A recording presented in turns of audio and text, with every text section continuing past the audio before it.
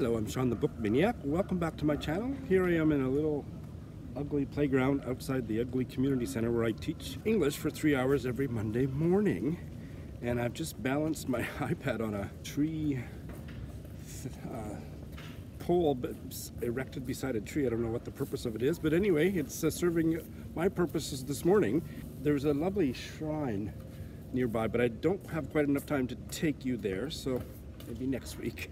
I have taken you there in previous vlogs a long time ago. But anyway, just a quick reading report. My reading day is off to a great start. I read a chapter in Queen Mary. Can't think of anything. Oh, it was actually a very tender chapter about a princess, a niece of Queen Mary's, who was an invalid, and she was bedridden for 20 years or something until her death. Hennessy interviewed her at her bedside, and she was lovely. She was the most unpretentious royal princess ever. This is turning out to be wonderful. I'm so pleased. I won't read it now, but I'll put in the audio when I get home. She still hasn't met the kid. It's coming in the next chapter, or it doesn't matter. It's so fascinating. She is maybe crazy. I don't know. She's fascinating. So she lives off the proceeds of her family's salt mine. They send her royalty checks, but she takes a job as a house cleaner just because she thinks that all the other work she's done in her life, including voice actress work and stuff, makes her know how to keep a house clean. And she's actually house cleaning for an elderly couple 3 days a week, and she has never told them that she's their distant cousin, and she doesn't want them to find out. But what I'm going to read to you is she's riding the bus home from her job one day, and some guy who's a salesman, but really he's a crook, he's a criminal, he's a violent thug, gets on the bus, and this apparently happens regularly in the world of this novel. Whether it happens in real life Bogota, I don't know. And I'm going to read you the speech he makes. It's about a page and a half, but it's just incredible. Listen to this. Good day, ladies and gentlemen. I wish you a good day. First of all, I should like to thank all those of you who responded to my greeting. You are truly refined, humane people. I was once in the grip of vice. I consumed herbal and artificial drugs, stole whatever I could lay my hands on, and beat my children, a little boy, age 9, who's a tremendous Don Juan, and his 2-year-old baby sister, who is a real glutton and very expensive, eating us out of house and home. And I stabbed a policeman and held up buses like a pirate at sea. But for 3 months now I've kept on the straight and narrow, and instead I've been selling this product I am offering you today, and which I shall now proceed to reference. It is a delicious jam that comes in practical plastic bags. There are milk and raspberry flavors. Raspberries are a kind of foreign fruit. It also comes in a special flavor. Jam consists principally of a substance, sweet or otherwise, that is spread on bread. Bread, to be precise, is one of the most important foodstuffs in the world, and by good fortune it is also for sale here today in this famous means of transport. To swallow it, you need no more than pure water or any other drinkable liquid. With this jam, bread is more nutritious and delicious, both for boys and girls, and for their mamas and papas. Today I am offering the jam at a specially discounted price because with the purchase of 2 buns, it will be at half the usual rate. In addition, the bag or bladder it comes in is completely without charge and can be reused for storing provisions, for transporting jewels, for storing pencils, as a goldfish bowl, or to throw up in should the bus journey upset any consumer's stomach. As you can see, in this other hand I am holding a knife that has been properly sharpened, which can be used to spread the jam or for many other tasks. The knife is not for sale, as it is the humble tool of my trade. All right, and I just read a really great chapter in this, so this is starting to get good. The protagonist, again, 1951, 17-year-old Japanese boy in 1951, and he's got it, or maybe it's mid-50s by now. He has a girlfriend, and she won't let him have sex. She won't allow full penetrative sex to happen, but they fool around quite a bit, and he convinces her to take all her clothes off so that they can, and he does the same so they can just cuddle naked. One day when his parents were gone for a while. It's lovely. His parents are at a funeral. They're not expected home until evening. This is the middle of the afternoon or late afternoon, and they're still cuddling in bed when the doorbell rings, and she freaks out, remembering that her shoes are by the front door. And anyway, I don't want to make it a long story, but It's his aunt who has come over with groceries to cook him dinner because he's supposed to be studying for a big final exam. And so he has no choice but to let his aunt in, and she doesn't notice the shoes, but so he secretly takes the shoes up to his girlfriend in the bedroom. I won't say any more, but it was actually really amusing and tender. I don't remember reading anything like that in a Murakami novel before, and it was really adorable. I loved that chapter. When was this written? Where does it fit in his... It says 1998, but that's probably the translation. Huh? Oh, that's interesting. I'm going to have to do some rabbit holing on this because it says it's a translation of an unpublished work, so its first publication, or it was in English. Has it ever been published in Japanese? I will let you know, but I want to find out. All right, gotta go to work.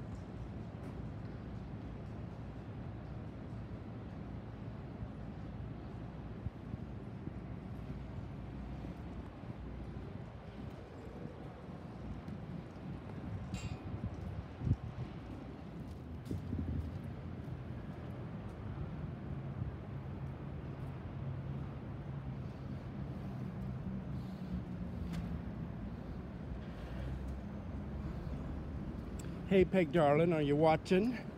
This is where we got your Prezi. Is it open? Not.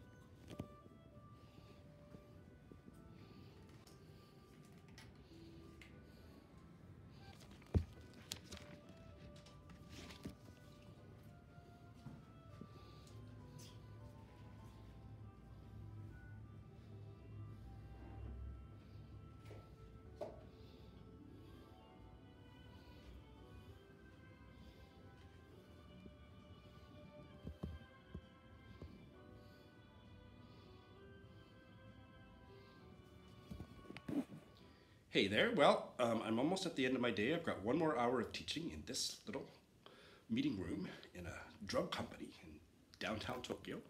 And I've just filmed you, you've just seen some very Japanese footage of the area around here. I've been teaching at this company on Monday nights for about 4 or 5 years now.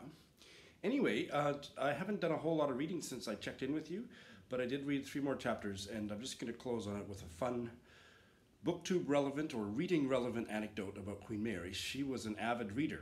She read novels. One of her favorite novels, Mel, was The Magic Mountain. So she was a serious reader. And she liked history and biographies to be read to her by her ladies-in-waiting, and she was a slave driver. The one lady-in-waiting whose interview I read yesterday said, oh yeah, sometimes 7 hours. And this lady-in-waiting swore up and down that, you know, Queen Mary would fall asleep, but you couldn't stop reading to her, and she was also knitting. And this lady insisted that Queen Mary's didn't stop knitting while she slept. Like, she was obviously, maybe she was snoring or whatever, but her hands were still moving. Of course, it wasn't the right stitches, so she had to rip that all out and start over again, but she continued knitting while she was napping and listening to her lady-in-waiting read to her. And she complained about one lady-in-waiting's reading. She said, that woman, her voice gets so hoarse and it's just so annoying. As if it was, you know, a transistor in need of a new battery or something. So that's Queen Mary in books, hey? All right, that's all I got for today. I'll probably do some more reading when I get home tonight, but I won't add any more to this. So I'm done. See you tomorrow.